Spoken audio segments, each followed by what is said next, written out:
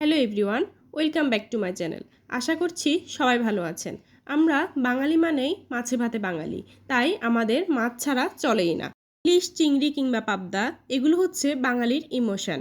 তাই আমি আজকে আপনাদের তৈরি করে দেখাবো পাবদা মাছের তেল ঝাল। চলুন সরাসরি রেসিপিতে চলে যাই। প্রথমেই আমি পাবদা মাছগুলোকে কেটে ধুয়ে ভালোভাবে পরিষ্কার করে নিয়েছি। এবার আমি এখানে দিয়ে দিব পরিমাণ মতো লবণ, পরিমাণ মতো হলুদ গুঁড়ো এবং অল্প পরিমাণে চালের গুঁড়ো। এগুলো দিয়ে ভালোভাবে মেখে আমি কড়াইতে হালকা ভাজতে চলে যাব।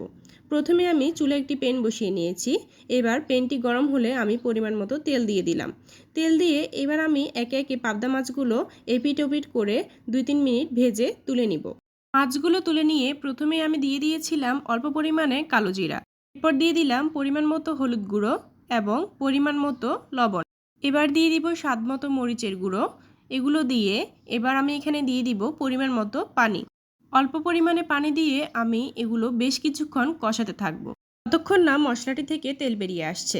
এরই মাঝে আমি এখানে দিয়ে দিব 2টি ফালি করা কাঁচামরিচ। কাঁচামরিচগুলো দিয়ে আমি আবারও কষাতে থাকব। প্রায় বেশ কিছুক্ষণ পর লক্ষ্য করবেন যে এই মশলাটি থেকে তেল বেরিয়ে এসছে। ঠিক এই মুহূর্তে আমি ভেজে রাখা মাছগুলো এখানে দিয়ে দিব। মাছগুলো সব দেওয়া হয়ে গেলে এ পর্যায়ে আমি দিয়ে দিব পরিমাণ মতো পানি। পানি দিয়ে আমি ঠিক ততক্ষণ পর্যন্ত অপেক্ষা করব যতক্ষণ না এই রান্নাটিতে বলক আসছে। এবার আমি 1 চামচ চালের গুঁড়ো এবং 2-3 টেবিল চামচ পানি মিশিয়ে এই রান্নাটিতে দিয়ে দিব। এটি দেওয়ার কারণ হলো রান্নাটি যাতে একটু ঘন হয়ে আসে, কারণ এই রান্নাটিতে আমরা কোনো প্রকার পেঁয়াজ কিংবা বাটা মশলা কিছুই ব্যবহার করিনি। তাই এই মিক্সচারটি দেওয়ার পর রান্নাটি হালকা ঘন হয়ে আসবে। ব্যাস রেডি হয়ে গেল আমার কম উপকরণে পাবদা মাছের তেল ঝাল। আপনারাও চাইলে এই রেসিপিটি ফলো করে বাসায় রান্না করতে পারেন। পাবদা হোক কিংবা ইলিশ, এই দুইটি মাছ কিন্তু কম উপকরণেই খেতে ভালো লাগে।